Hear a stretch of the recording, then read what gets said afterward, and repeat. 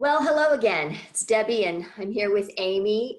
We decided that we wanted to do just one final wrap up of our At Home with God for such a time as this. And it's interesting that it comes at this time when things are beginning in many places to open up a little bit. It's not quite the same as when we started this 8, 9 weeks ago. And so in light of that, we wanted to talk a little bit about that, like even how do we transition now in this season of life?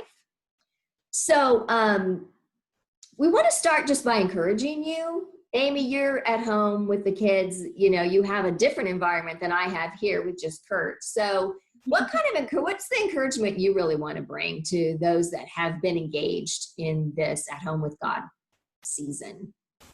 Right. I think the thing that came to mind almost immediately is we have to give ourselves grace. So give yourself grace. We have been as parents of young kids, older kids, wherever they are on the map of grandkids, I think we have been sort of pushed to do a lot of things that we haven't done before in an environment that is less than ideal, with limited input from our community, right? So I think just give yourself grace, give yourself rest, allow yourself to just take a breath. I think for us in New York City, this isn't done for us yet. We are not reopening for a while, and our school year is still happening. So we don't end school till the end of June. So it's really hard for me to watch the rest of the country have their last days of school. And I'm thinking, oh goodness, we still have more. But it's been something I've been telling myself over and over again, is that this will, have grace for yourself. This will end. We will come to the other side of this. And so I think take time, allow your kids to watch that movie that they love, and make yourself an extra cup of coffee, and take time to just sit and to rest. Our bodies, our minds, our emotions are tired. They just are. And we need time. We need time to go for a run. We need time to do any of the things that kind of bring us joy and energy. And so, that's my biggest encouragement, is give yourself grace. And I think part of that is going to be giving yourself time to think over what the past 2 months have been. I often find myself saying, I've learned to say when things happen, listen to that. So if I am feeling really anxious about something, listen to that. My husband the other day was feeling, he was expressing something really specific to me about something he's involved in. And I just paused and said, you need to listen to that. You're feeling this way about something. Listen to that. Doesn't mean that your feelings are always correct, but I think listen to that. And so I think one of the important things for us as we move into this next stage is giving you some time to reflect over all that we've done over the past 2 months. And so we're going to be sending out this last final piece of this COVID-19 response, is giving you the tools to reflect over all the tools we've given you over the past 2 months. And it's a simple reflection. We're not going to give you a new thing to do. We're really just providing you kind of a framework to think over the things that you've done. So Debbie, do you want to tell them a little bit more about some of that reflection? Yeah. We were talking earlier about that. We've given you 8 different things, and you may have tried 2, and that's perfectly fine. It wasn't, we weren't trying to pile on. We were trying to just give things that would fit into your life that you could try. And I think this reflection will be a nice way to look back and say, what are the things that worked? What really did bring life to our family? And to notice that, to listen to that a little bit, to pray over it with God and say, wow, Lord, I tried some things that maybe I haven't tried before, and we want to keep doing those things.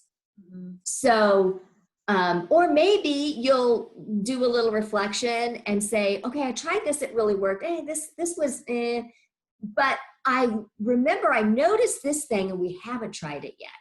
So maybe that's something you want to start and say, oh, so maybe we can give that a try over the summer. So there's different ways to kind of reflect on what's happened and to kind of just notice maybe what the Holy Spirit is nudging you to continue.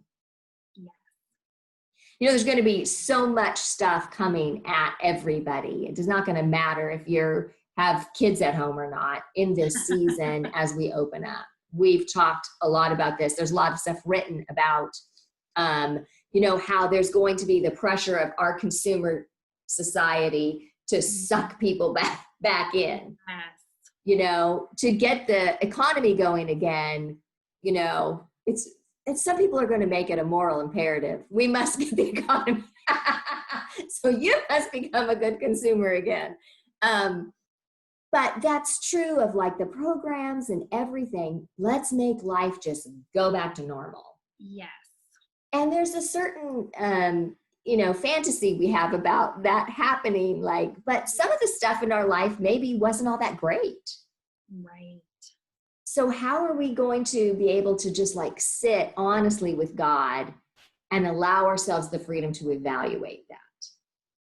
Right. I feel like as we were talking over kind of what kind of capstone we wanted to put on this, what kind of ending we wanted to put on this, that was something that came to both of us, was this idea that you are in control. I think, Debbie, you mentioned that earlier in our conversation, that you are in control. It's really easy for us to idealize what we had before. And it's going to feel very therapeutic for us to engage in activities we haven't been able to engage in a while. And a lot of those activities will be good. Being able to gather with our church family again, that's going to be amazing. Being able to just be in fellowship face to face with other people is going to be really fantastic. And so I think we should look forward with joy at being able to add things back. But we want to make sure that we're practicing self-control and not just jumping in head first and adding everything back. Because we're going to start to idealize that, like, that activity that we did before that we actually really disliked, but we can do it again. So let's go do it. I think let's use this time. Everything's not going to get added back at once. We already have seen that, like, some summer things are kind of starting in pieces, but most summer things aren't going to start at all. And as we move into the school year in the fall, we're going to see some schools will be opening completely. Some schools will be opening with alternate days. I mean, we're going to see this gradual resuming of our regular activities.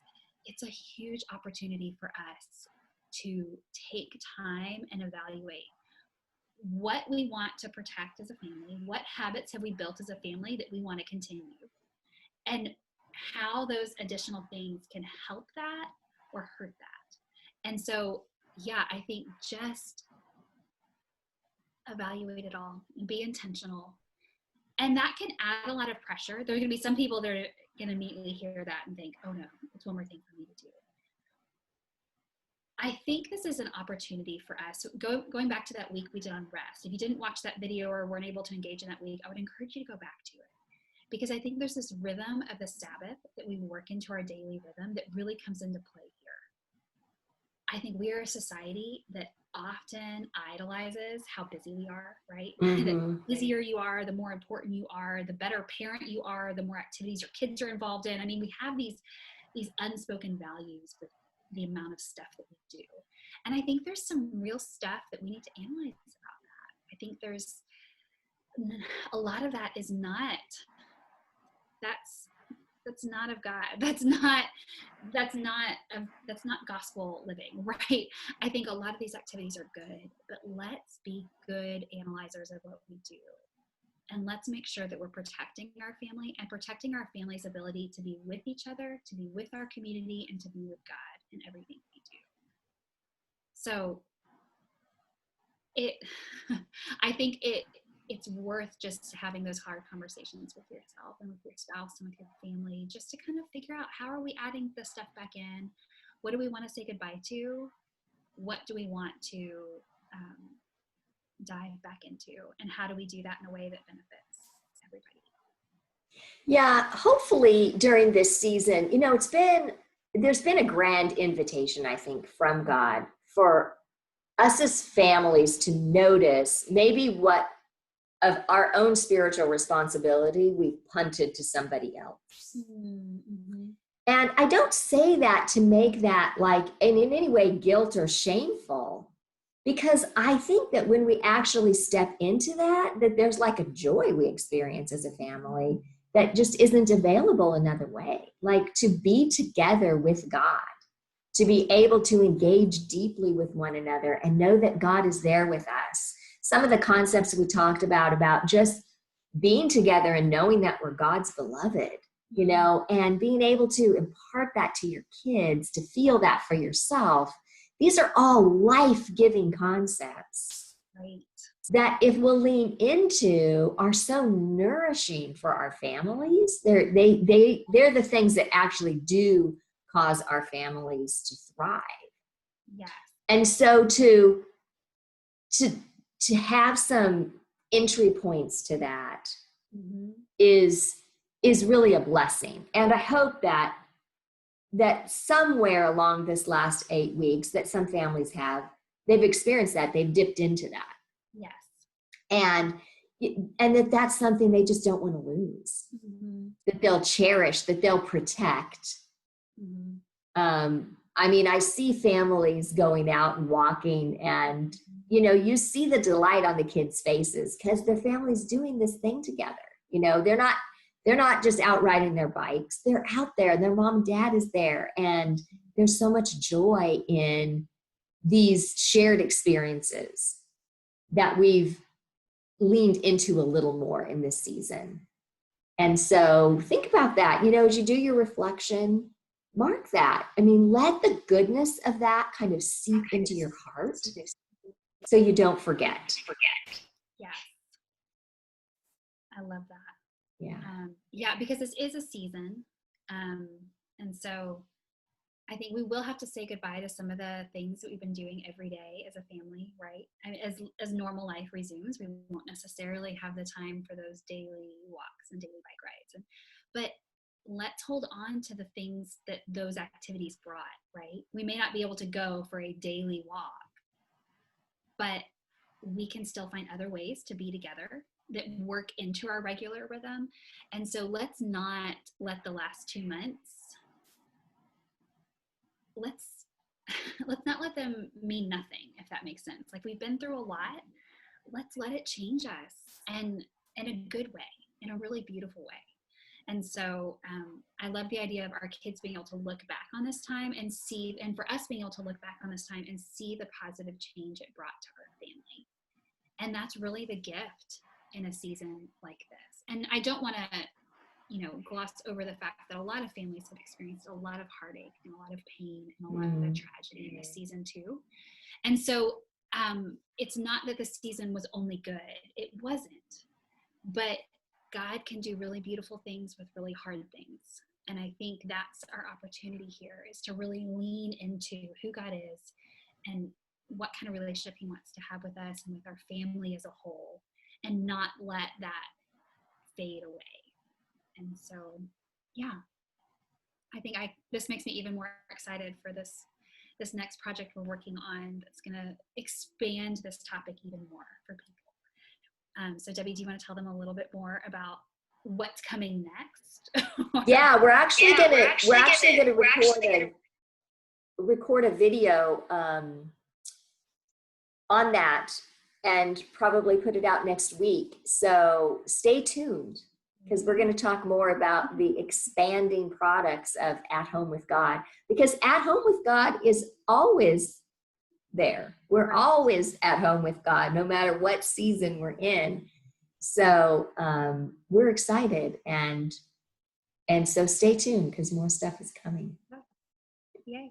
All right, guys. Well, many, many blessings on your family. Absolutely. And even as you do this reflection, our prayers are with you, and we'll be in touch. Bye, everyone.